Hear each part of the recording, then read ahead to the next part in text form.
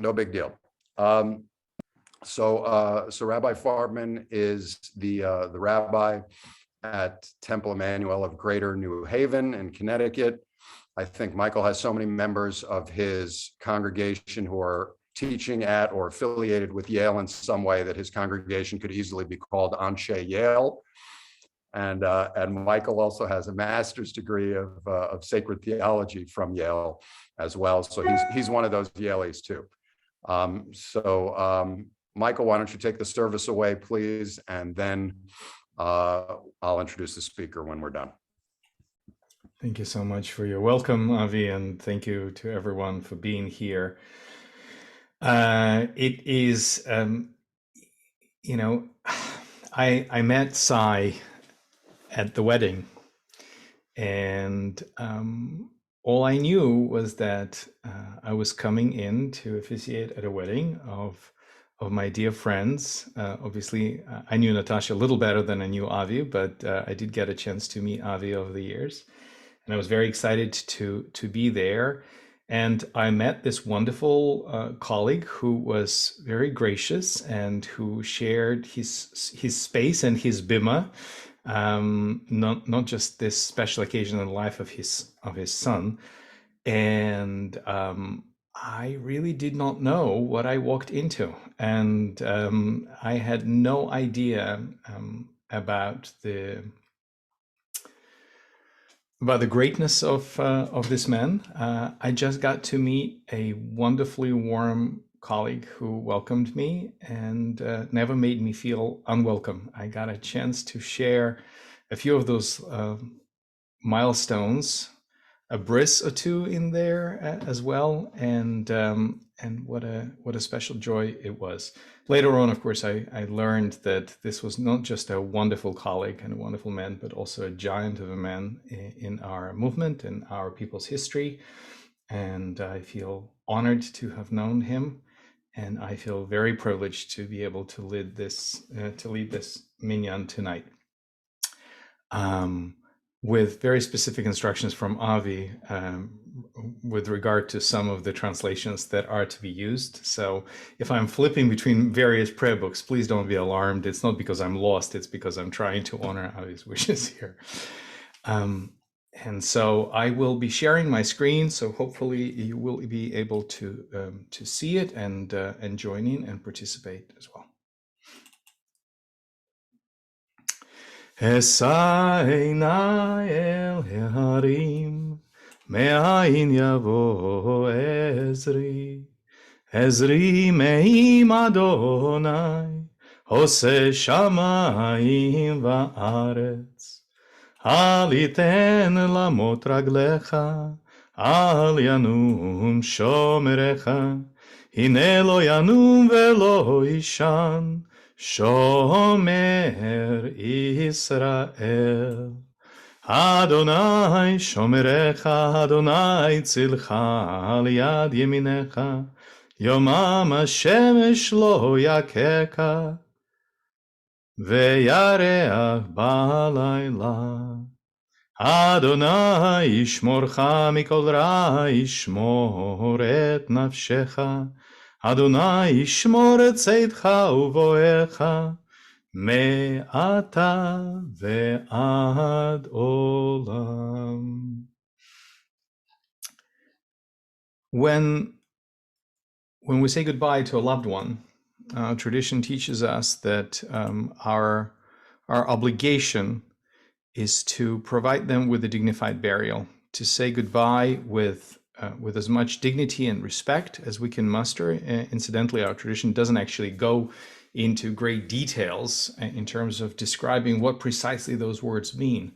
Of course, leaving it to each community in each time in history to define its own way of understanding of what that entails. But it is very clear that our primary responsibility is to accompany a loved one to a place of burial and to provide them as much dignity as we can. And from that moment on, from the moment the grave is closed, all of our undivided attention is turned to the mourners. This is who we direct our love and support towards, They are here, they are hurting, and we're here to embrace them. We can't fix this, we can't do anything, but we can be there with them and for them. In fact, the traditional laws of Shiva even suggest that when you come to pay a Shiva call, one is not supposed to start the conversation with the mourner other than offer them condolences. If the mourner is willing or needs the conversation, they can start it and they can invite it, and then, of course, it is a mitzvah to do so. But our task, our job, is to just be there, to be a supporting presence. Not easy sometimes, but it is such a great mitzvah that it is considered one of the greatest things that we get to do in life. We get to show up for each other at the time of loss and mourning. The mourners are required to recite Kaddish at least once a day. And so, usually they would go to a nearby synagogue, to their community, and join a minyan to recite the Kaddish. For the week of Shiva, the mourners are required to stay at home and to physically, literally sit, allowing the world to go by. And so we bring the community into the house of mourning. Now, sometimes it's easier said than done. And right now, in the middle of COVID, of course, it is much easier said than done. We cannot physically be together. We cannot physically give you a hug and support you. But this unfortunate circumstance has forced us and allowed for us to explore new ways of being together. And so these virtual Shivas, while not the same as the ones in person, have also enabled us to come across time and space in ways that have been unimaginable for any of us just a short while ago. And so tonight we're coming from our living rooms and our offices and bedrooms and wherever it is that we find ourselves with these handheld devices, coming in to support Avi and Tamar, to support their families, to join with them as we enable them to say Kaddish. And so we begin with the daily evening service. If you are able to rise where you are safely, you may do so. I hope that you get to see the pages of the prayer book that I'm sharing with you, and we will begin the service with the Baruch Hu. Baruch Hu et Adonai HaMevorach. Baruch Adonai HaMevorach Leolam Vaed. Baruch Ata Adonai Eloheinu Melech HaOlam Asher Bidvaro Ma'arif Aravim Bechochma Potech She'arim Uvitvuna Meshane Itim Umachalif Et Azmanim Umesader Et HaKochavim B'mishmerotehem Berakia Kirtzono Borei Yom V'Layla Golel Or Mipnei Choshech V'Choshech Mipnei Or ומעביר יום ומביא לילה, ומבדיל בין יום ובין לילה, אדוני צבאות שמו, אל חי וקיים, תמיד ימלוך עלינו, לעולם ועד. ברוך אתה אדוני, המעריף הרבים. Everlasting love you offered your people Israel by teaching us Torah and mitzvot, laws and precepts. Therefore, Adonai our God, when we lie down and when we rise up, we will meditate on your laws and your commandments. We will rejoice in your Torah forever. Day and night we will reflect on them, for they are our life, and fulfilling them lengthens our days. Never remove your love from us.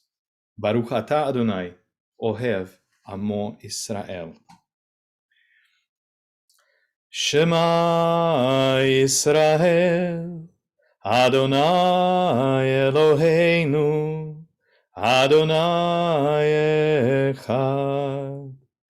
Baruch Shem Kevod Malchuto Leolam Vaed. Ve'ahavta et Adonai Elohecha bechol levavcha uvechol nafshecha uvechol meodecha vehayu advarim ha'ele asher anochi metzavecha hayom al levavecha veshinantam levanecha vedibarta bam beshivtecha beveitecha ובלכתך בדרך, ובשוכבך ובקומך, וקשרתם לאות על ידיך, והיו לטוטפות בין עיניך, וכתבתם על מזוזות ביתך ובשעריך, למען תזכרו ועשיתם את כל מצוותי, והייתם קדושים לאלוהיכם. אני אדוני אלוהיכם, אשר הוצאתי אתכם מארץ מצרים להיות לכם לאלוהים. אני אדוני Elohechem. All this we hold to be true and trustworthy for us. You alone are our God, and we are Israel, your people. You are our sovereign and Savior, who delivers us from oppressors' hands and saves us from tyrants' fists. You work wonders without number, marvels beyond count. You give us life and steady our footsteps. You performed miracles for us before Pharaoh, signs and wonders in the land of the Egyptians. You led your people Israel out from their midst to freedom for all time. When your children witnessed your dominance, they praised your name in gratitude, and they accepted your sovereignty. Moses, Miriam, and all Israel sang to you together, lifting their voices joyfully. Mi chamocha ba'elim Adonai, mi kamocha neder ba'kodesh, nora tehilot osef ele, malchutecha ra'uvanecha, bokeh hayam lifnei Moshe u'Miriam, zehelianu ve'amru, Adonai imloch leolam va'ed, ונאמר, כי פדה אדוני את יעקב, וגאלו מיד חזק ממנו, ברוך אתה אדוני, גאל ישראל. Grant, O God, that we lie down in peace, and raise us up, our guardian, to life renewed. Spread over us the shelter of your peace, guide us with your good counsel, and for your name's sake be our help. Shield and shelter us beneath the shadow of your wings. Defend us against enemies, illness, war, famine, and sorrow. Distance us from wrongdoing, for you, God, watch over us and deliver us. For you, God, are gracious and merciful. Guard our going and coming to life and to peace forevermore.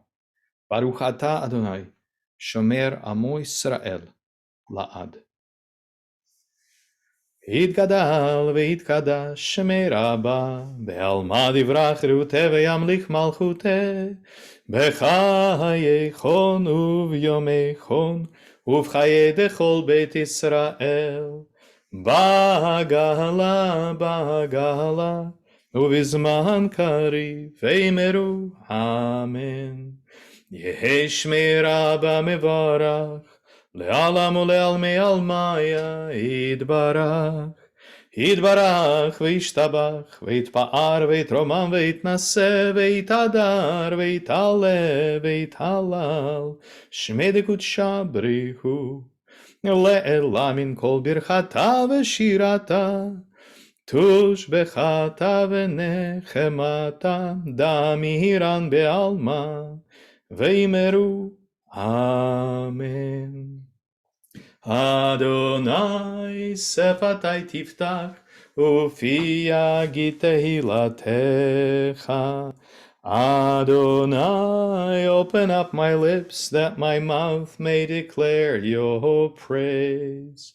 Baruch atah Adonai, Eloheinu, Elohei avoteinu ve'imoteinu, Elohei Avraham, Elohei Yitzchak, Elohei Yaakov, Elohei Sarah, Elohei Rivka, Elohei Rachel, Elohei Leah, Ha'el Hagadol, Hagibor ve'anora, El Elyon, Gomel Chasadim Tovim, Vekoneh Hakol, Vezocher Chazdei Avot ve'ima'ot, Umevi Geula livnei bneihem, Lema'an Shemo be'ahava, Melech Ozer u'Moshiach u'Magen, Baruch atah Adonai, Magen Avraham ve'ezrat Sarah, אתה גיבור לעולם אדוני, מחיה הכל אתה רב להושיע.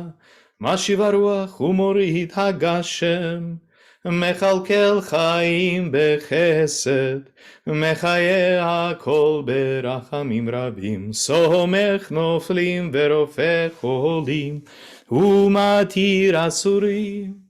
ומקיים אמונתו לשני עפר, מי כמוך בעל גבורות, ומי דומה לך, מלך ממית ומחיה, ומצמיח ישועה, ונאמן אתה לחיות הכל, ברוך אתה אדוני, מחיה הכל. אתה קדוש ושמך קדוש, וקדושים בכל יום יהללוך סלה. ברוך אתה אדוני האל הקדוש. Now I'm going to invite you all to be seated. This next part of the service is not an easy one to do online, not in this format, mostly because the intermediary blessings of the Amidah are an opportunity to go through a litany of the liturgy and the various requests. And our book, the Mishkan Tefillah, that I'm using tonight, of course, is designed in a way that you can either follow the traditional service or alternative readings, and it would be impossible for everyone to follow that in such a shared way. So instead, I invite you to pray with your own words. I invite you to take a moment of silence, a moment of two, and perhaps to consider what will be your intermediary blessings for this day on this Wednesday night. What are the things that you want to say, to pray for, and to acknowledge, and to be grateful for? We take a few moments of silence.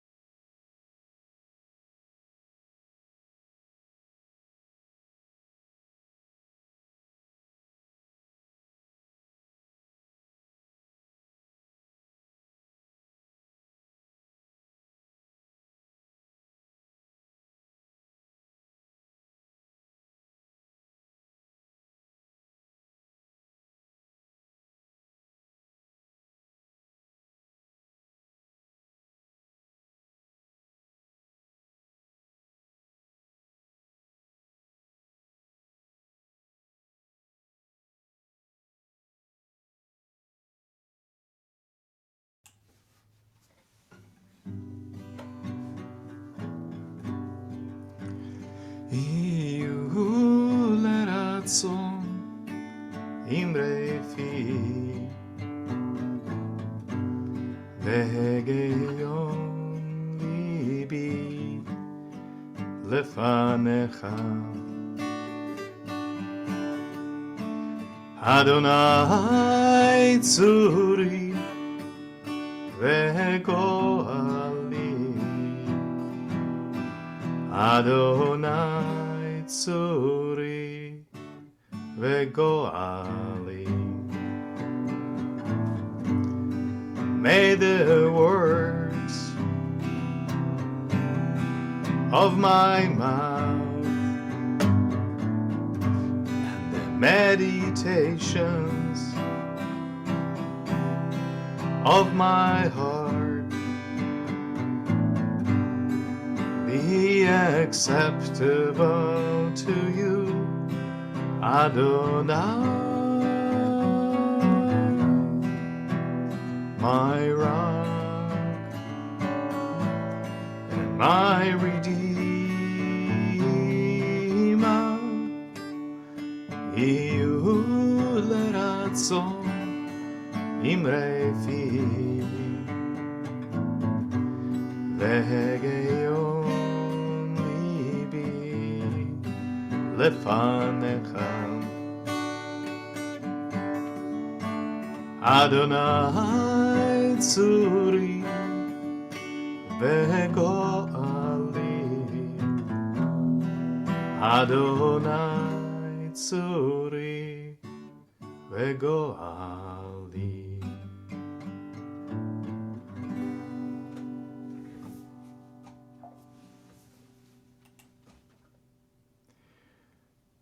Would you please rise for Aleinu?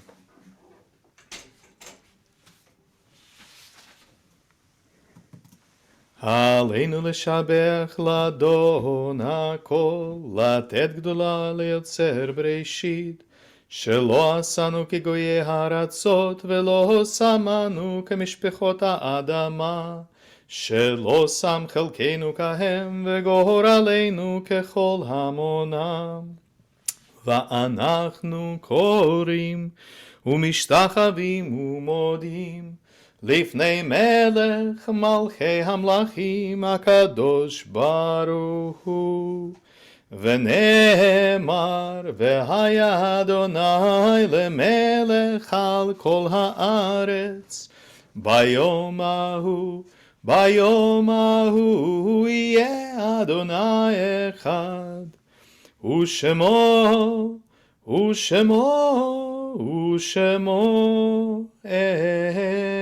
echad. Please be seated.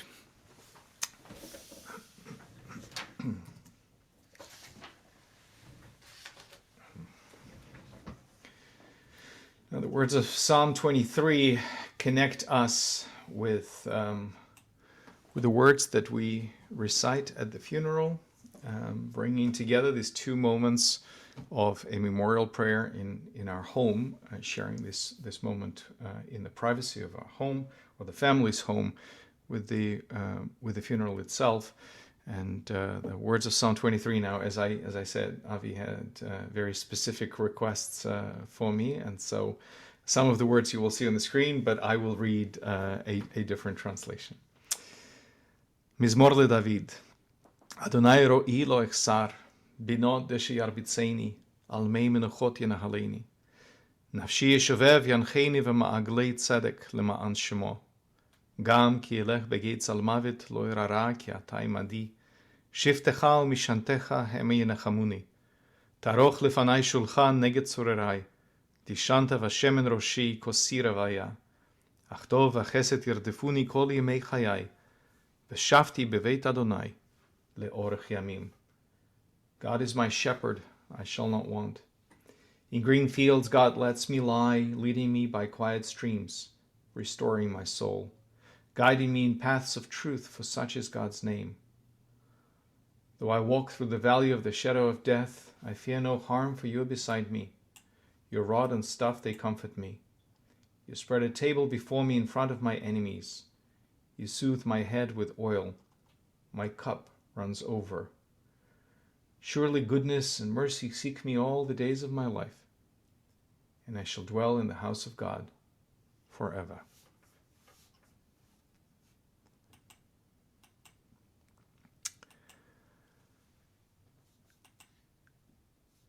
Now, I understand that this is perhaps a little different.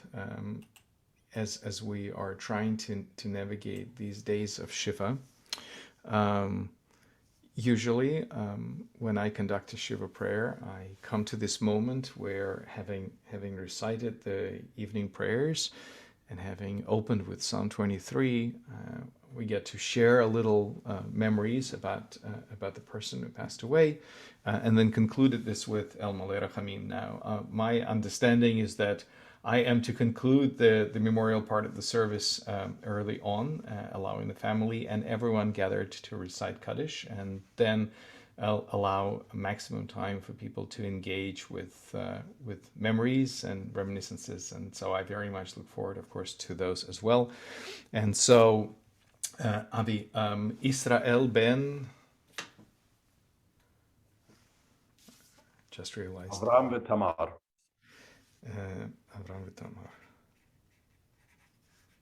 Harav Yisrael Shmuel ben Avram v'Tamar. Israel Shmuel. Okay. Would you please rise if you are able? El malei rachamim, shochen bamromim, hametzeh menucha nechona, tachat kanfei shchina, במעלות קדושים וטהורים, כזוהר הרקיע מהזהירים, את נשמת ישראל שמואל בן אברהם ותמר שלח לעולמו. אנא בעל הרחמים, יסתירהו בסתר כנפיך לעולמים, ויצרור בצרור החיים את נשמתו, אדוני הוא נחלתו, וינוע בשלום על משכבו, ונאמר, Amen. God, full of compassion, you dwell in the heights and in the depths. Grant perfect rest under the wings of your presence to Moreno Harav, our rabbi and our teacher, Israel Dresner, our loved one who has entered eternity. Let him find refuge forever in the shadow of your wings, and let his soul be bound up in the bond of eternal life. For you, the everlasting God, are his inheritance. May he rest in peace, and let us say, Amen. We conclude the evening's prayers now with the words of Kaddish. And so, Avi, would you lead us, please?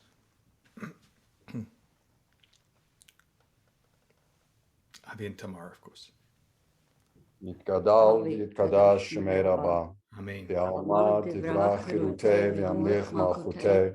בחייכון וביומכון ובחיי בכל בית ישראל. בעגלה ובזמן קריב אמרו אמן. Amen. יהי שמי רבה מברך. לעולם ואומר מיה. יתברך וישתבח ויתפאר ויתרומם ויתנשא. ויתהדר ויתעלה ויתהלל שמי בקודשה בריחו. לעילה מפה ברכתה ושירתה, תושבחתה ונחמתה, דאמירן בעלמה ואמרו אמן. יהי שלמה רבה משמיה, וחיים עלינו ועל כל ישראל, ואמרו אמן. עושה שלום במרומיו, הוא יעשה שלום עלינו ועל כל ישראל, ואמרו אמן. May the one who creates harmony on high bring peace to us and to all Israel, and let us say Amen. As I invite you all to be seated, I offer you the words that have sustained our people at the times of loss for hundreds, indeed thousands of years. Hamakom yenachem etchem betoch sharav alei Tzion v'Yerushalayim. May the Eternal who comforted mourners of Zion and Jerusalem grant you comfort at this time of immense loss. And we continue to surround Avi and Tamar and Natasha and Mark and Lev and Sasha and everyone, the extended family, with our love at this time of mourning. As they say in England, wish you long life. May his memories be, Mark appreciated that. May Sai's memories continue to inspire us, ruffle us out of our complacency, and to remind us that even in moments when we feel that we've done something worthwhile, or maybe that life is difficult, or maybe that we're experiencing something profoundly impactful and hard, we will remember Sai's life and the lessons that he has taught us, and then go back to work, because there's always more to do to fix the world.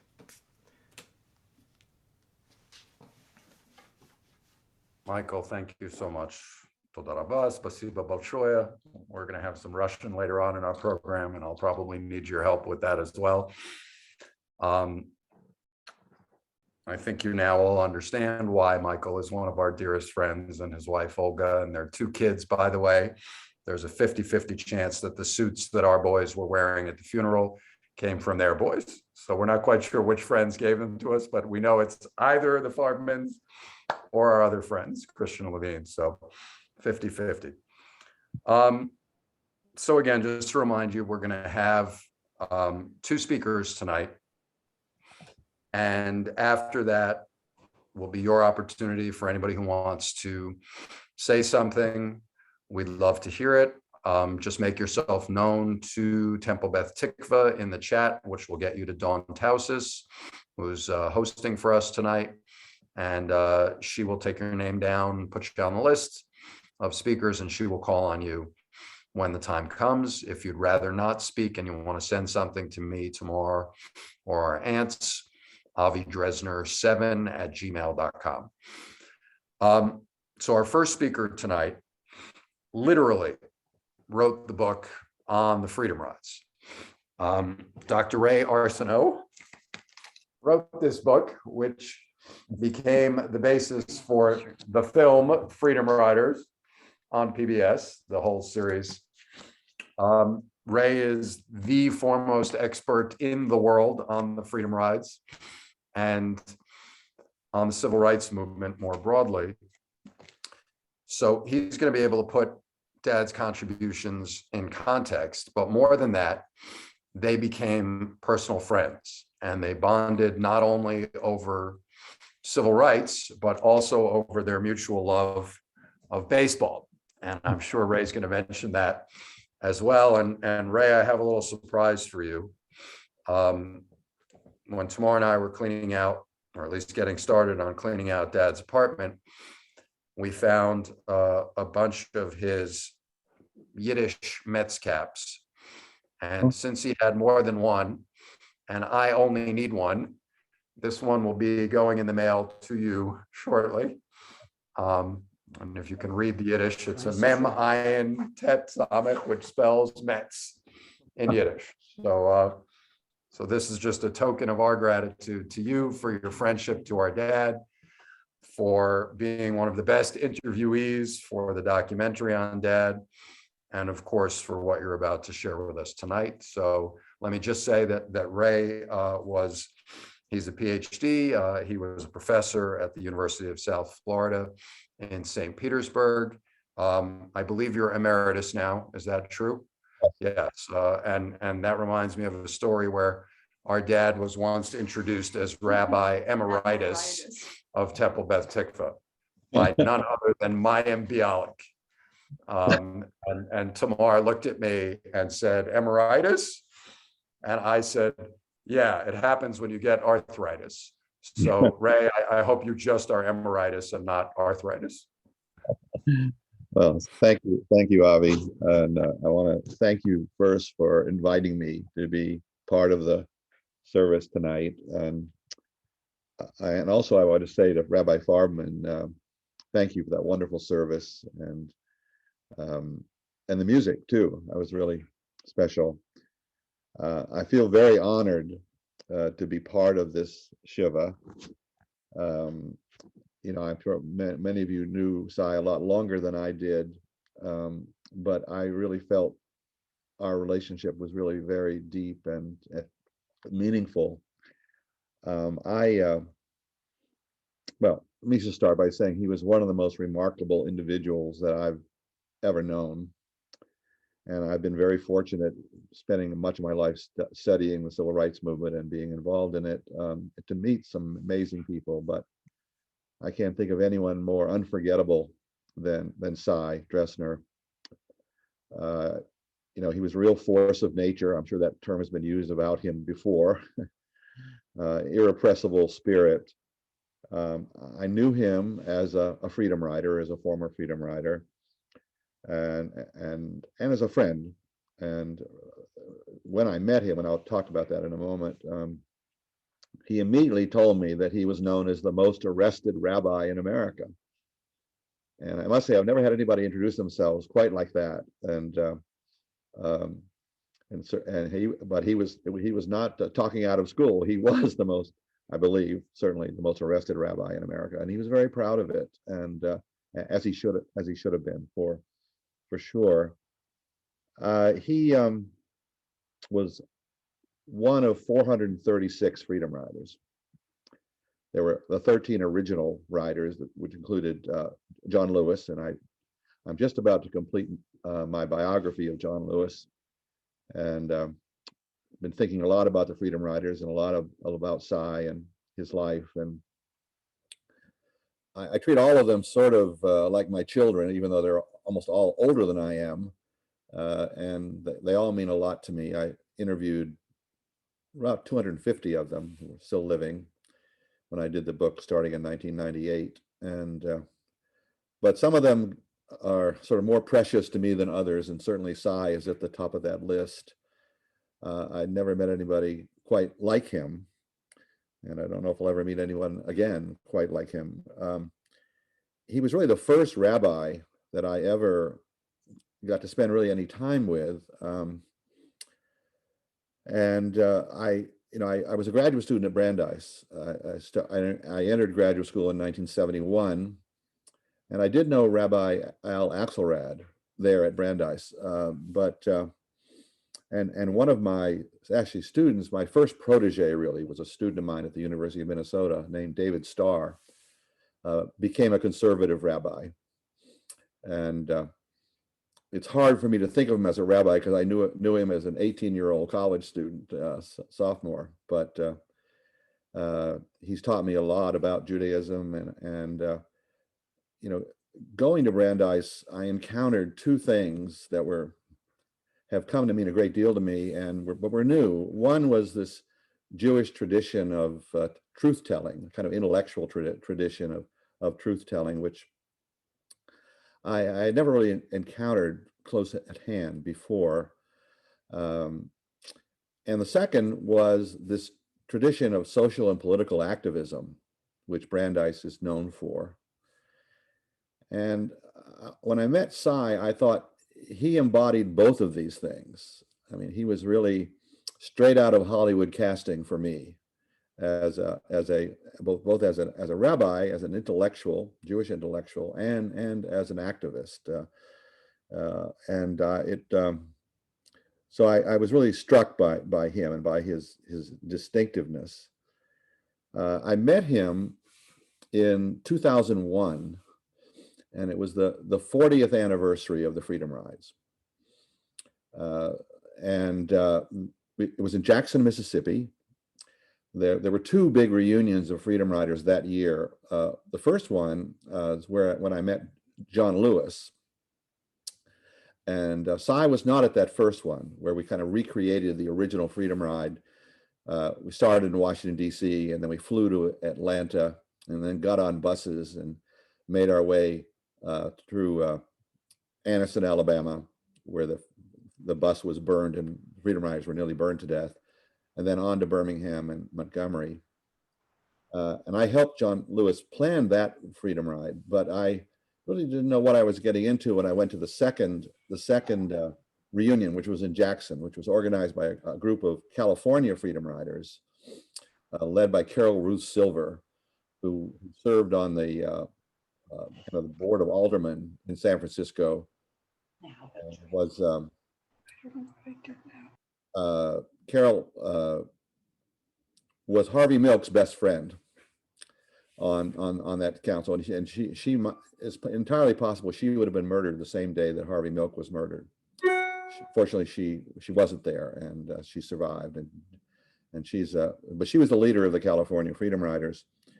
Now, Cy was there in Jackson, even though he was not a Freedom Rider in Jackson or in Mississippi. Most of the Freedom Riders went through Mississippi, and they ended up in Parchman Prison, the dreaded prison farm that William Faulkner once labeled Destination Doom. But Cy didn't go through that experience.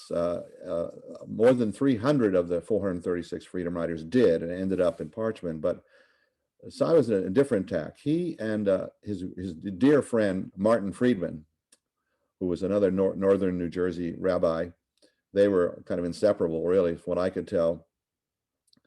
And even though they hadn't been in Mississippi, they wanted to come to this reunion. In fact, there was another rabbi who had been in jail with Cy in Florida, Alan Levine, who came all the way from Jerusalem to attend this reunion. So Cy and Martin were two of the the first people that I met at the reunion, and they, I'm trying to think back now those first few minutes, but they and when Cy told me he was the most arrested rabbi in America, and Martin Friedman nodded, yes, he is. Martin, by the way, was a very close friend of Bayard Rustin's, and he introduced Cy to the great Gandhian intellectual Bayard Rustin. So I interviewed them. I spent time with them. It was a very moving reunion because Mississippi was traditionally not a very hospitable place for civil rights activists or freedom riders, and it had been, of course, 40 years, and now the reception was all very different. The governor of Mississippi, who had been a segregationist earlier in his life, pronounced it Freedom Rider Day in Mississippi, and Cy and the others were invited to the governor's mansion, and there was a lot of fuss made over them, and every politician wanted a piece of them. And of course, Freedom Riders fully knew what was going on there. But it was a remarkable reunion. And I think it meant a lot to Cy and to Martin Friedman. So when we really bonded, I would say, when we were leaving, we were in the airport, and Cy and I were in the line, getting our bags checked on the conveyor belt, and Cy loved baseball, and I loved baseball, and I think we both thought we knew more baseball statistics than just about anyone, and so he put his bag on the belt, and he turns back to me and he says, "I'll bet you don't know what Joe DiMaggio's lifetime batting average was." Okay, and I was sort of taken aback.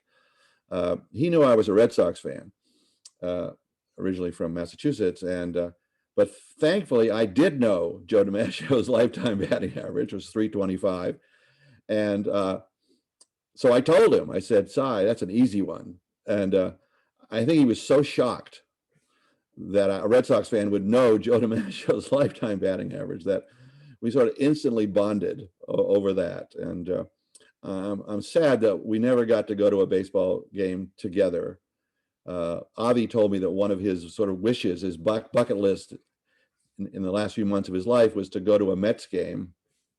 And actually, I feel so terrible about this. The day that Avi called me to tell me that Cy had passed, I'd been thinking that morning about getting tickets for a Mets spring training game, and for me and for Cy and maybe Avi and going with them. That was my plan, and I was sort of stunned to find out that it was too late, that we couldn't do that. But at least I felt in the spirit of it.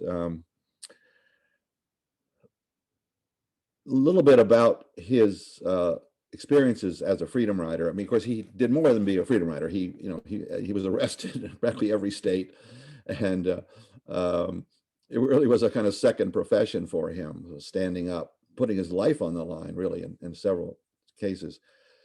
So he was a freedom rider from Washington to Tallahassee. There were 18 of them, 4 rabbis and 14 ministers. Primarily Episcopalian. They were roughly divided between black and white. And the idea was to sort of prove to Americans that everybody should be a freedom rider. These were not just kids. Most of them were kids, 19, 20, 21 years old. But this particular ride, they were older, religious leaders in their 30s and 40s. One of them was the chaplain for Cesar Chavez. There were some really distinguished theologians on that trip. And Cy was sort of the leader of the 4 rabbis. It was fairly easy going from Washington. This was in early June, into the South Carolina. And then they went to Sumter, South Carolina for a rest stop. And they ran into some pretty rough characters who, when they tried to go into a motor court, they were threatened. And in fact, this man went to his truck and he pulled out a rattlesnake and threatened them and said, "If you try to go through that door, I'm gonna stick this rattlesnake on you." And so they decided it was better to retreat, but they promised they'd come back someday and stay in that motor court. They made their way into Florida, had some trouble in Jacksonville, but it was really when they got to Tallahassee, which is the state capital, of course, in the Panhandle, that they tried to desegregate the bus station, and which they were able to do. But then when they got to, they thought, well, okay, we've done what we came to do, and 10 of the 18 went home, but 8 of the others, including the 3 of the 4 rabbis, including, of course, the ringleader with Sai, they decided that they were going to desegregate the airport restaurant before they left. And of course, they were obstructed, they were stopped, threatened, and before very long, they were arrested. And there they are in the Tallahassee jail, 10 of them. 8 people had gone back, there are 10 left. Sai's the ringleader, and the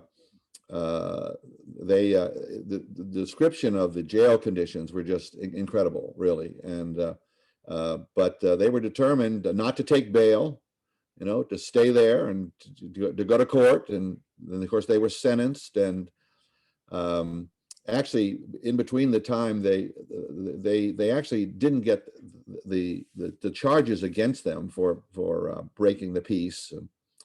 The authorities were smart enough not to charge them specifically with breaking the segregation laws, because they didn't want to have a court test.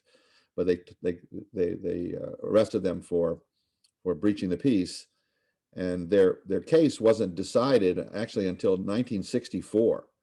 So Sai and the others, the other 9 of the 10, had to go back to Tallahassee 3 years later, long after the freedom rides were over, to serve a few days in jail. And one of the things that Sai told me that what he loved is that actually when they went back in '64, they ate at that same restaurant in the airport. They made sure to let the people in the restaurant know that they were back and that they weren't going away. But I think Sai was glad to get out of Tallahassee. It was not a very friendly place for progressive, liberal civil rights advocates. So that was his experience as a freedom rider. He went back to New Jersey, and I think not everybody was happy about this arrest, and that he was becoming known for being a kind of troublemaker, a rabble rouser, you might say. I think most people respected his ideals and why he was doing it, but there were a lot of people who thought these civil rights advocates should just wait till the Kennedy administration got around to changing the laws, not to take the struggle out of the courtroom and into the streets. But Sai was not one of those, believe me. So after the freedom rides, of course, in 1962, he went to Albany, Georgia, was arrested again there, which was one of the darker moments of movement history, because Dr. King had to leave Albany without really a proper solution. They were not able to desegregate things in Albany, and so it was a defeat. And of course, the later campaign in Birmingham in 1963 was an attempt to compensate for the loss, so to speak, in Albany, that they learned some lessons there. And of course, in 1964, one of the hot spots was St. Augustine, Florida. He's back in Florida. 12 rabbis went in there to try to help Dr. King and others desegregate the city of St. Augustine. It was about to celebrate the 400th anniversary. St. Augustine was founded in 1565, and the movement, Dr. King and others, thought this was a great time. You get a lot of publicity if you could show how segregated, cradle to grave segregation that St. Augustine had. They didn't count on the fact that the sheriff would actually deputize the Ku Klux Klan. So the sheriff's deputies during this whole crisis were members of the Klan. A lot of times there have been sort of secret Klan members in the Southern police forces, but this was way out in the open. They tried to murder Dr. King. They shot through the house where they thought he was staying. He wasn't there. Again, Sai was arrested a couple of times there, and building his resume, so to speak, as a convict. He's later, of course, a year later, he's on the Selma to Montgomery March.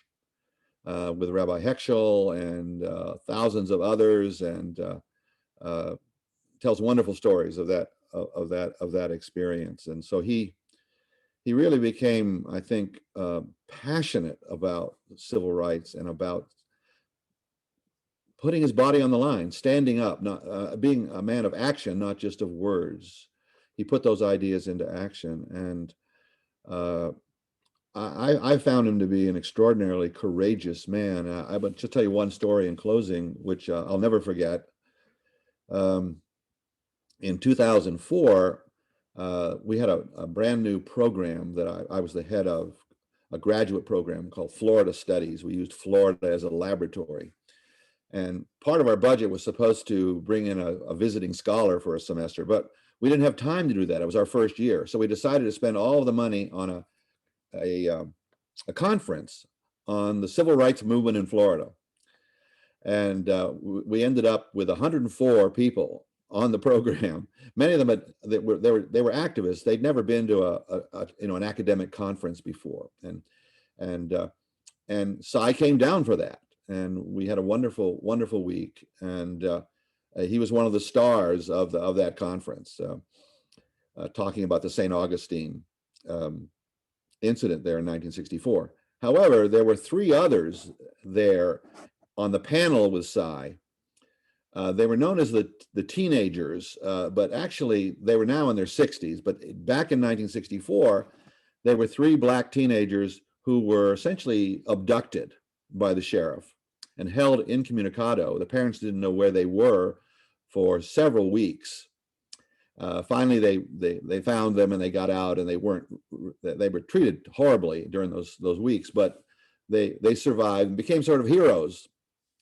Okay, so they came to our conference, and since Cy was on the panel with them, we went to lunch together, and we were at lunch with Fred Shuttlesworth, the great leader of the Birmingham movement, one of the most courageous of all the Black ministers involved in the movement.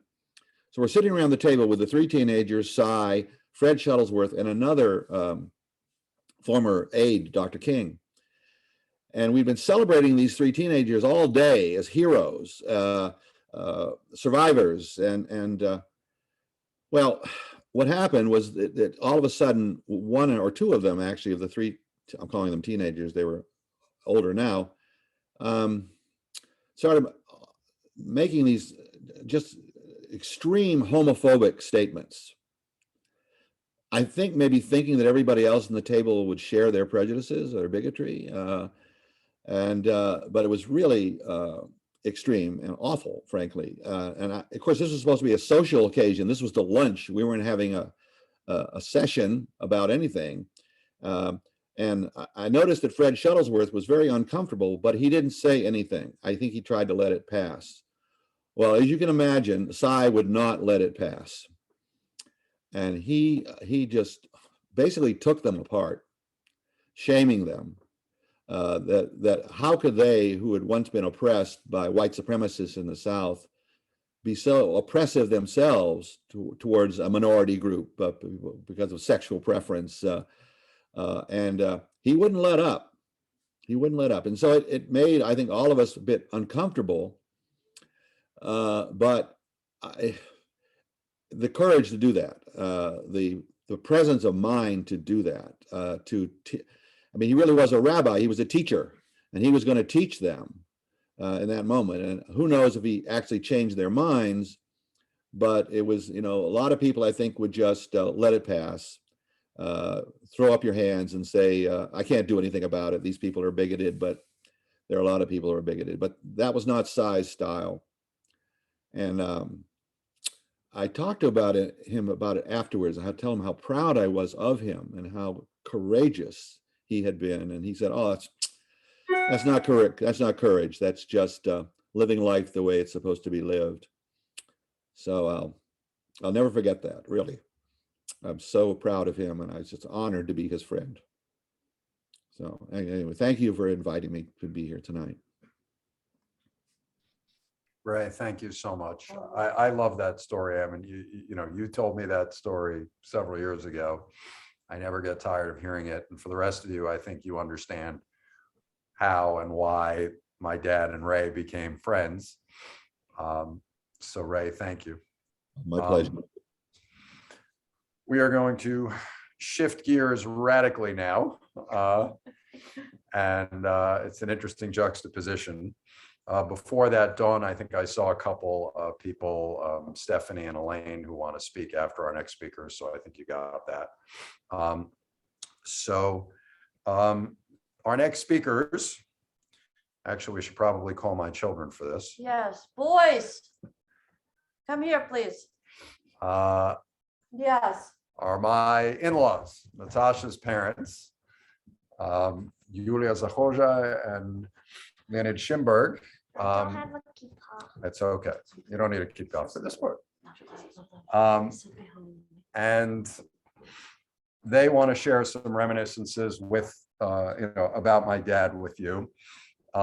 They are much more comfortable in Russian than they are in English, though they live about a mile from where we're all sitting now in Pittsfield, Massachusetts. They are Babushka and Dedushka to Lev and Sasha, Bulya and Deda for short. And I'm going to do my best to translate. Natasha will help. Michael is here to help. Olga is here to help. Ira is here to help, my sister-in-law. And let me just say a word about the first time I went over their apartment in Kiev, Ukraine. My mother-in-law was watching a movie on the TV and it had Anthony Hopkins on it. And I wanted to impress her with my Russian. And so I said to her, oh, I love Anthony Hopkins, especially in Silence of the Lambs. And I said all of this in Russian, or at least I thought that's what I said. And in fact, what I had said was, I love Anthony Hopkins, especially in Shut Up, Sheep. And so that's the kind of Russian translation you're going to get from me tonight. But Mom, Pap, если вы готовы, я готов перевести.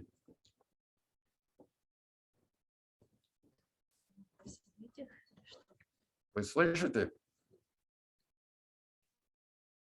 Uh-oh, we can't find them. We might be having technical difficulties. Let me see the whole screen. Where are they? There they are. Yep. Is that them? Да.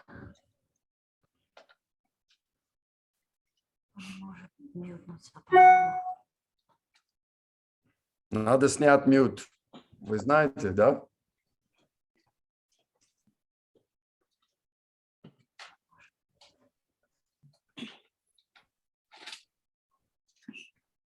Actually, one of us can drive over there from here. It won't take us that long. As a host, can't you unmute them as a host or Dawn? Yeah, Dawn, can we unmute them for them?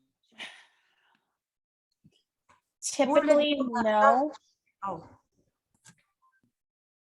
Oh, О, порядок. Все. Слышно? да, все Да. слышно, молодцы. Хорошо. Спасибо, что представил, Авчик. Да. Значит, по-русски сайт для нас сват, а по-английски son-in-law's father, да? Нет по-английски такое слово, но сейчас я перевожу. So the first thing, let me just translate what my father-in-law Leonid said was that Avi is the most handsome, smartest, and kindest person he ever met. Also the most honest as well, I think. The most modest. All for right, sure. that was a joke. No, what we were talking about was, that they were in-laws. There's a special word for, in Russian, they're very precise. So there It's are that he is looking for mechutanim. Right, in Yiddish, right, mechutin. Basically, but in Russian, there are different words to describe in-laws depending on whether they're on the side of the bride or the groom. But in any case, that's what he was saying. Продолжай, пожалуйста. Да. Понятно. Ну, мы общались с Саем совсем немного по сравнению с теми, кто вспоминал в эти дни о нем. Сейчас. Тем не менее, Сейчас, Подожди, подожди. Basically, compared to so many of the others here, they didn't know my dad as long as many of the others here, and they didn't spend as much time, with him as many of the others. Продолжай. Тем не менее, он нас впечатлил. И тогда, когда гостил у нас в Киеве, теперь уже далеком 2001. So, nevertheless, he really impressed us. And especially when he came to visit them in 2001 in Kiev. И потом уже, когда мы жили в Штатах, живем в Штатах. And afterwards, when we were living in the States. Последний раз очень сильно впечатлил, когда с таким достоинством принял смерть. Я не знаю, как это перевести. Ну, не важно, не надо. The last time Надо, impressed them most by, how courageously or the courageous attitude that he had toward his own death. Не всем дано. Not everybody can do that. Передаю руль боссу. Shifting gears to my mother, To the boss, he to the said. boss, my mother, AKA my mother. Ну, мы познакомились с Саем в Киеве в 2001 году летом. Вот когда он We met Sai приехал. in 2001 in the summer of 2001 when he came to Kiev. Вот, он приехал очень, и после, я так понимаю, после такого перелета все, он был очень бодрый и веселый, и сразу освоился очень хорошо в квартире и с нами, и было нам очень приятно, что он так воспринял все хорошо. И Just. да. So they were pleasantly surprised that I'm paraphrasing, that he, after such a long, trip and flight, he was, quite well and, did not really, feel like he was a guest, and that he got, quickly comfortable in their apartment, which is something, those of you who know Sai are probably not surprised. Он нам сразу показал свой шов на груди, ему поставили писмейкер, и он сказал, что доктор велел ему ходить много и часто.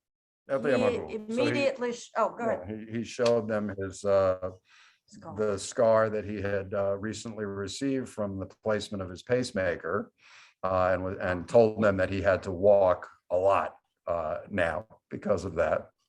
Да. У нас в нашем районе был очень красивый, и есть сейчас огромный лесопарк. И So there первые was and still is a beautiful park where they live in their neighborhood, their old neighborhood in Kiev. Но первые дни он ходил с нашей дочерью, старшей, с Ириной, туда гулять. Это довольно далеко. So the first day that he was there, he went for a long walk in that park with my sister-in-law, Natasha's sister Irina. А потом он ходил сам, один, не зная языка, ходил спокойно и мужественно, и очень много гулял там. And after that, he went on his own, not knowing the language at all, by himself on his walk, daily walks to the park. Вот. А и потом из Киева он поехал в Умань и по другим городкам Украины. Опять же, один, без языка. И мы его провожали на автобус и очень восхищались его мужеством и храбростью. И в автобусе он уже через минуту беседовал с какой-то дамой. Да, и через минуту в автобусе он уже разговаривал с какой-то женщиной. So they took him to the bus to go to various places in Ukraine, including Uman, which is a city that is where the Bratslaver Hasidim make pilgrimages to the graveside of the great Bratslaver Rebbe. And they took my dad to the bus so that he could go again, all by himself, without any language whatsoever, on this bus in Ukraine. And within a minute, he was already talking to somebody on the bus. Вот, в 2004 году мы переехали в Америку, в Питтсфилд. Josh, let me just note there and let me editorialize and say that it was never important to my dad that people be able to understand him. Basically, as long as he could talk, he was okay. I'm sorry. So then when they came here to America in 2004, Да, Сай приезжал довольно часто, он приезжал в гости к детям и внукам, и на праздники еврейские приезжал. И мы очень часто собирались у нас в квартире на шаббат и на обед. Минуточку, мам, спасибо. So then, after they moved to America in 2004, my dad would come here to Pittsfield fairly often for family events and get-togethers, and we would inevitably wind up at my in-laws' apartment here. Продолжай, пожалуйста. Да, и, значит, Сай очень любил гороховый суп. Очень. И мы всегда старались приготовить к его приезду гороховый суп. И причем он просил всегда очень-очень горячий, чтобы ему подали. В самую последнюю минуту. And he particularly liked my mother-in-law's split pea soup. But of course, he asked that it be very, very hot, as you can imagine, as others have shared with us. Ну, и, в общем, после он всегда хвалил очень нашу еду, ему все нравилось, и говорил спасибо по-русски. So he always praised my mother-in-law's cooking, which I will editorialize, I think reminded him of his mother's cooking and the taste of the old country.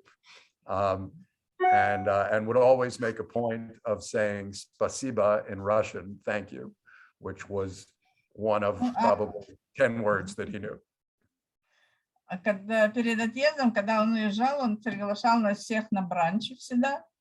И, после обеда у нас он всегда начинались дискуссии о нашей жизни, как нам в Америке, о правительстве. Он всем очень интересовался и рассказывал всегда нам про Австро-Венгерскую империю. Всегда. And after dinner, we would always have conversation where we would discuss, politics and what was happening in our lives. And inevitably, we would wind up talking about the Austro-Hungarian Empire. I think you're noticing some common threads through all of these minyanim. Oh, and then the next day he would invite everybody to go to brunch, where this is not what my mother-in-law said, but what I will say, where my dad would spend about an hour and a half cutting up his pancakes into teeny pieces and drowning them in syrup. So. Все, очень было приятно с ним общаться, слушать его, с вашим переводом, естественно. It was always a pleasure to converse with him and to be with him with the help of our translation, mine, Irina's, and Natasha's. So, Спасибо. Спасибо большое. Bye-bye.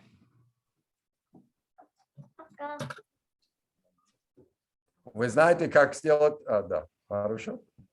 Надо сделать mute опять. I have no idea how you say mute in Russian. I can mute them. Это запросто. Yeah, please, Dawn. Thank you. Okay. Okay, fantastic. All right, so with that, we don't have a ton of time, but I'm happy to go over.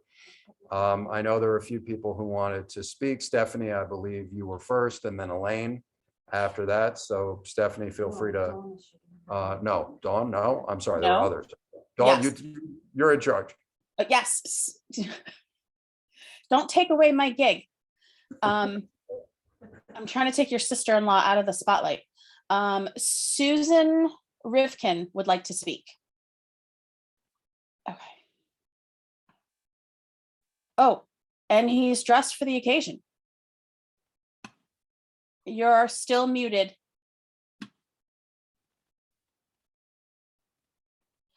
You're still muted.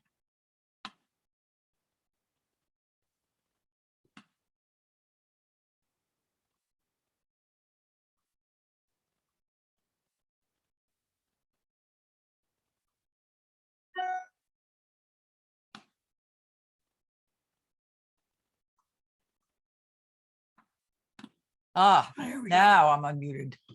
The message was telling me you were not allowing me to unmute. My name is Susan Rifkin.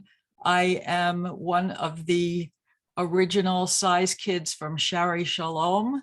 And in fact, I want to refer to Rabbi Farbman, who said when he first met Sai, he said he didn't know what he was walking into. And I want to assure you, Rabbi Farbman and everyone else, that nobody who had never met Sai ever knew what he or she was walking into until they actually got there. And I walked into his youth group as a 16-year-old. I still live in Springfield, New Jersey, where Sai was the rabbi for only 11 short years. I could tell you that when he left, not of his own volition, but of course we all know he was controversial, and those controversies led to congregational votes. My mother's reaction was as a bride abandoned on her wedding night. And that has stuck with me. And I've been here every night, but last night, because unfortunately we had a funeral in the afternoon and a wake of another person in the evening. But I've been here every night, and I have not known if I was going to speak or not, because people have been so eloquent. The people that spoke at the funeral, Lynn Cooper, a man that I should have known, but I don't know, who was talking about his memories of the youth group. And unfortunately, I did not share Sai's unbelievable memory with him, but I have the big picture of Sai. So I want to share some funny anecdotes and then some serious ones. Okay. First of all, again, Rabbi Farbman, your musical abilities are so beautiful. And I don't know if you are both the cantor and the rabbi at your synagogue, but that is not a role that Sai Dresner ever could have undertaken, because as we know, he could not carry a tune, not a musical tune, but he carried the tune of justice and righteousness louder and in more harmony than anybody that I have ever met on this earth. And it's something that is with me every day of my life. Can't see as well as I used to see when I was 16 years old either. Oh yes, I think that the people from Beth Tikva got a better, more honed version of Sai's pastoral abilities, because we all know that his rhetoric was surpassed by none. And of course, I should have started my speech tonight by doing this, because this is what he did all the time, just laid his watch right on the not on the bima, on the lectern. So, and that, by the way, is my father's watch. But he, what was I saying? I can't read your writing. You can't read my writing. Okay. I want to refer to Tamar's reference as herself as a genius. And that's what came to me this morning. And I think what gave me the courage to speak. Tamar, your dad was with me. I was getting dressed this morning. I put on my what I thought was my earrings. And I have to take eye drops every X number of hours. And it was the time. So I ran down to the kitchen, put the eye drops in, came back upstairs, looked in the mirror, and I had one earring on. Do you know where this is going yet? What did I do with my earring? I went back down to the kitchen, looked on the counter opposite the refrigerator where the eye drops are kept. It wasn't there. I looked on the tray on my dresser. And then I went like this. You're going to call Monica. I was ready to come from Israel. I was ready to call the store in Jerusalem where they were made, they're original, and I have them remade. And I went like this. And I said, oh my God, I put both earrings in one ear. And all I could think of was, Tamar, you are a genius. If you weren't there for Tamar's speech, then you don't know what I'm talking about, but that's okay. She does. Okay. Well, you called me and told me. I did call you and And tell I told you you were a genius. What does this say? Oh, yes. I was apparently, I don't know if it was the first wedding that he performed ever in his rabbinate if he had any in West Hartford, Connecticut when he was an intern, but I was the first wedding he performed at Shari Shalom. This is not the groom of that wedding, okay? And I know when I start to say that the Beth Tikva people had the benefit of his improved pastoral abilities. This was the summer of 1969 that I was getting divorced, and I wanted to go and speak to him for some consolation. I did speak to him. I did not get the consolation. He just acknowledged the fact that both he and I were failures. Okay. And then, so I do hope that the Beth Tikva people did get the benefit of his improved pastoral skills. Okay. What does this say? Another funny story. When we were in the youth group, Sai took us during Hanukkah, which was overlapping with Christmas at that time, to St. John the Divine, the Episcopal Church in New York City. I think it's the biggest Gothic cathedral in America. And it was Christmas Eve. It was fabulous. It was a wonderful service. It was great to experience this. We were 16 years old. And all of a sudden, he takes out of his pocket a dreidel and begins to spin the dreidel on the floor of the Cathedral of St. John the Divine while we are there observing Christmas Eve. Okay, that's the funny stories about, those are all the funny stories about Sai that I want to share with you. But what I really want to share with you is that other than my parents, I hope I get through this without crying. My parents loved him. He loved them. My mother was one of the original 7 bakers of Shari Shalom, for whom he just wanted to eat all of the baked goods. Unfortunately, she didn't transfer that skill to me. But when I saw the funeral and I saw the casket, the beautiful pine box, and the fact that Shiva is happening because of Shiva, 7 nights, not 3 nights, as so many Reform Jews are doing now. I just sat there feeling my parents with me because that's all I ever heard. And now I don't know if it was because they heard it from Sai or because they believe that, but all I ever want is a pine box and to be buried in a shroud. And Richard knows that. No 3 days, the mirrors get covered, 7 days, Shiva is 7, and that's what I want. And your father will be with me every day for the rest of my life. I loved him and I love you. Thank you, Susan. Thank you, Susan. No matter what my dad said, you are not a failure. Thank you. Correct me if I'm wrong. I thought you were the first bat mitzvah that he performed at Shari Shalom. Is that not true? No, not only is that not true, because when my parents moved to Springfield, there were hardly any Jews. It was 1950. It was before the exodus from 1956 from Newark, when all the Jews came in. There were no synagogues. And I know the first night Mark Biddleman was on the Shiva, who served with him as a rabbi. There was only the Jewish Community Center. Well, my parents would have gone for reform, but when it's the only game in town, it's usually conservative. And it was the Jewish Community Center at a place called the Cheyenne Chateau. And Mark Biddleman's father painted a rose stem across the crack of the mirror and painted roses on it. Then it was Beth Am.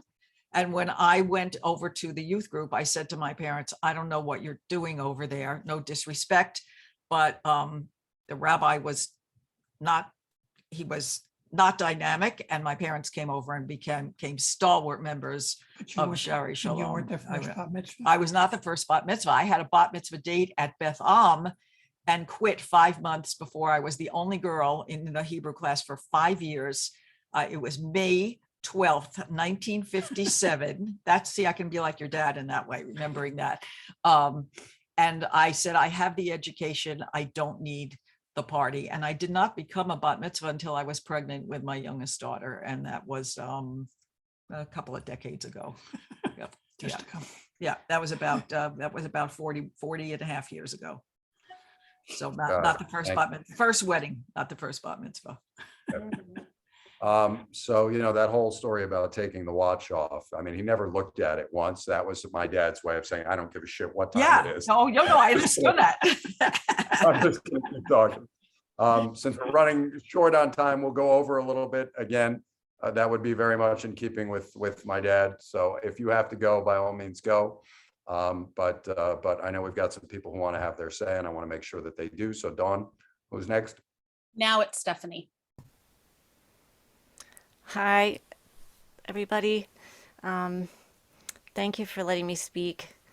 To Rabbi Dresner's family and friends, all who knew and loved him, I'm sorry for your loss. I wanted to come on tonight and speak about my really good friend, Tamar, and that the rabbi's daughter. I'm sorry, I'm reading this. I met Rabbi Dresner once briefly several years ago at her home, but I did not know him. I feel that I've gotten to know who he was lately, reading articles. I attended the funeral on Zoom, but mostly through Tamar herself. He was obviously a very brave and brilliant man. I've known Tamar for about 17 years now. And to me, she is simply one of the most remarkable people I have ever known. Excuse me. She is her father's daughter. One of the hardest things to go through in life is, again, I'm sorry, to lose a parent. As a daughter, to lose your father is life-changing. I know because I lost my father a few years ago to dementia. Over not only the last few months, but the last bunch of years, I've witnessed Tamar's strength, her love and compassion, her courage and selflessness, and her true devotion to her father. There is always one person in the family that will be there for the person in need, really a lot more than anyone else. Excuse me. I was that person for my dad. Tamar was that person for her father. Even though it might have been expected of her, she did not hesitate and was there for him in every way that was humanly possible. During the lockdown, Tamar would drive to the rabbi's facility and stand outside in the parking lot, contact him, and just be there in case he was lonely, just to give him some comfort. Also, during the lockdown, when after an outbreak of COVID at her dad's facility and her subsequent father's infection with it, she investigated and found out that employees were not getting tested and possibly coming to work sick. So Tamar could not stand this, and for the sake of her father, but not only for the sake of her father, she did this for all people in assisted living facilities. She went as far as to contact Senator Cory Booker to shed light on this matter and to help her so she could help others in these facilities. Tamar is a force to be reckoned with. She is definitely her father's daughter. Having gone through her own life-threatening illness and realizing that she needed to advocate for herself because of the cracks in the health system, she stepped up to advocate for her father's care and for the care of elderly people in general. Again, recently, when she moved the rabbi to an apartment and there were so many violations and unsafe issues, she went to the very top, to ensure that things would be taken care of, not only for Dad, but again, for the sake of those people in the complex. Tamar does not back down. In these situations, she will not back down until change occurs. To me, this takes true strength, determination, and shows true compassion for the benefit of others, all others. Tamar takes action. She will fight for the injustices of people. And again, she is definitely her father's daughter. Tamar has been one of the most compassionate people to me over the years. She really is filled with compassion for others. Tamar is there for you. Tamar showed up for me. She continues to show up for me. She showed up for her father whenever he needed her. No matter when or what he needed, she was there, taking care of him. She brought him to visit family and friends, to give him some happiness, bringing him to the doctor, making sure he had clean clothes, enough food, and the right care, just so many things. When Tamar, excuse me, knew her father was terminal, she did not hesitate. She was moving in with him and going to be there with him until the end. This, to me, is a true act of compassion and love. She provided for his every need, becoming his sole caretaker for months before his passing. This takes a very strong, yet a very kind person to be there for someone in this way. Someone who is patient and someone who is loving. This is Tamar.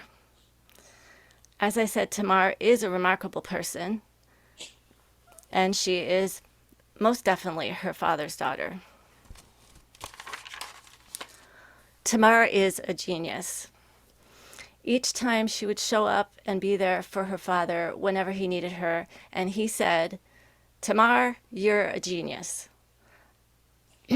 I believe what he truly meant was, "Tamar, you're the greatest. Tamar, thank you. Tamar, I love you." Thank you. Thank you, Steph. I just feel like I've been at my own funeral eulogy. And I don't feel like I'm that person at all, but thank you. It means a lot to me. You are. And I just want everybody to know, Avi also helped take care of my dad. It wasn't just me, but thank you, Steph. Tamar did most of it. I came in only at the very end. Everything Stephanie said is 100% true. And thank you, because you know what? So much of this has been to me and about me, and it shouldn't be, because as I said in my eulogy, Tamar was the hero of the final chapter of my dad's story. And Stephanie, I can't thank you enough for acknowledging that, because it needed to be said. Dawn? Okay, Elaine Braff would like to speak.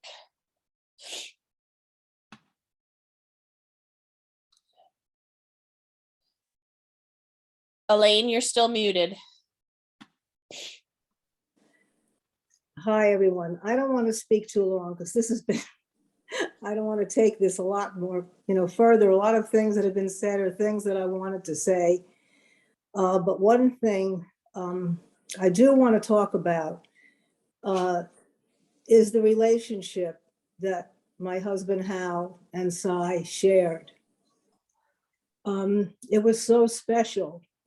They loved each other, they respected each other, they admired each other, and they shared the love of baseball, justice, the civil rights movement, politics, and always had a wonderful time together. And I met Cy in 1985 when I had met Hal, and we had the honor of having Cy marry us in 1988 in June, and he also married our son Josh in the 90s, and also did our baby naming of our twins Jade and Tyler, and he was always present in all family affairs.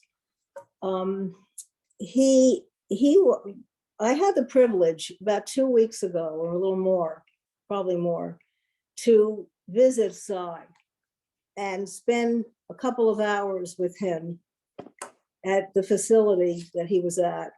And it was remarkable to me. I couldn't get over the way he just said, "I'm not afraid.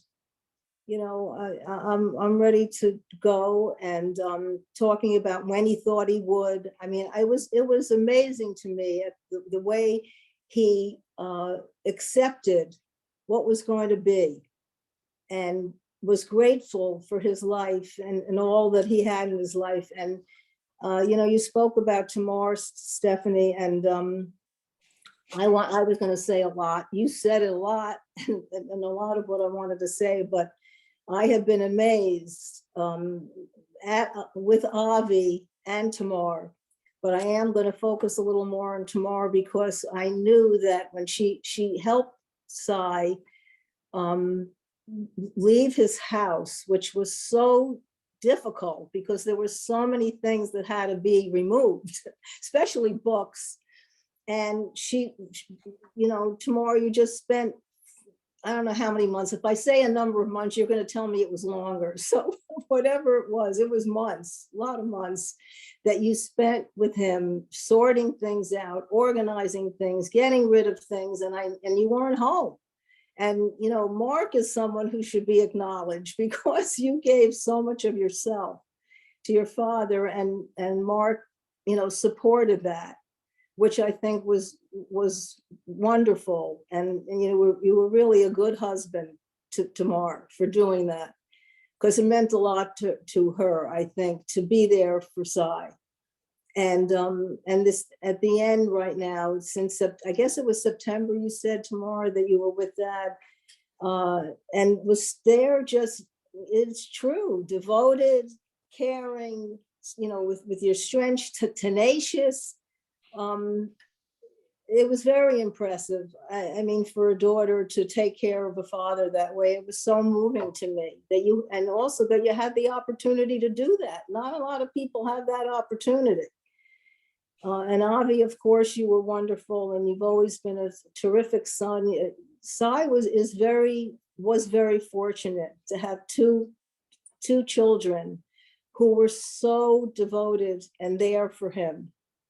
And also Natasha, for you, supporting Avi and the boys, all of you. I just, give you my love and my deepest condolences to you, and just know that I feel so honored and privileged to have known Sai, I had so many amazing conversations with him. I loved picking his brain and asking him things and having him tell me answers to things. He was like my intellectual guru. And I'll always be grateful for having spent so much time with him and making him soup that he said, I wanted to burn my tongue. That's how hot I want this soup. And I would do that. I would make the soup hot enough for him. And Tamar, you would bring him to the house, and I was grateful that you brought him, because every time he came, Hal was so thrilled, to have you both there. And I just want you to know my heart is with you. I'm grateful for the transition that Sai was able to make because of both of you. And I'm grateful that I had Sai in my life. And Hal was grateful, and I was able to tell Sai how much Hal loved him and adored him. And he would say that Sai was the man in his life. So that's what I wanted to share. I love you all. Thank Thanks, you, Elaine. Elaine. Thank you. Thank you. I love you. And just so you know, Elaine, I mean, one of the last conversations that we had with Dad when he was really alert and awake was, if there's an orientation to Olam Haba and somebody's going to be there to greet you and show you the ropes and how everything works, who's going to be the one to greet you? And without hesitation, he said, Hal. So I hope they had that reunion. Yeah. Thank you. Thank you. Dawn, was there anybody else, or we got everybody? No, good. All right. So I'll do a quick preview for tomorrow, and then we'll go. Would it be possible just to give you a consolation in the traditional way? You don't know me, and I unfortunately never had the privilege of meeting your father. Wait, let me put my video on, sorry. I'm Rachel Kovacs. I teach in the Hebrew program in the Hebrew Religious School at Temple Bet Tikva. But I was so impressed by everything. I'm a professor at City University, and I was so impressed, having been a student of civil rights and having been around when all those things were taking place, at your father's fortitude and his courage and his selflessness to do all the things he did in the name of peace, justice, and civil rights. So I just want to give you the traditional blessing for a mourner. Hamakom Yenachem Eschem Besok Shara Ve'Litzin V'Yushalayim. You should be comforted, all of you and all your family, among the mourners of Zion, Jerusalem. And from now on, you should only have samachot, no more tsar. Thank you, Rachel. Thank you. We appreciate that. I'm a member of Shari Shalom for 50 years. I must tell you that he was the most wonderful person I have ever met, the most brilliant. And I must tell you two funny things to end this. One was nobody sat in the front row when he spoke. That was not the place to sit. And the second was, I can't even speak. Second was that if you did sit in this first row, you were receiving holy water.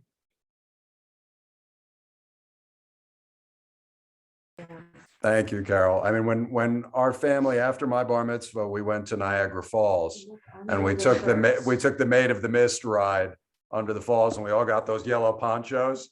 And I said to myself, where was this at my bar mitzvah last week? We could really have used it.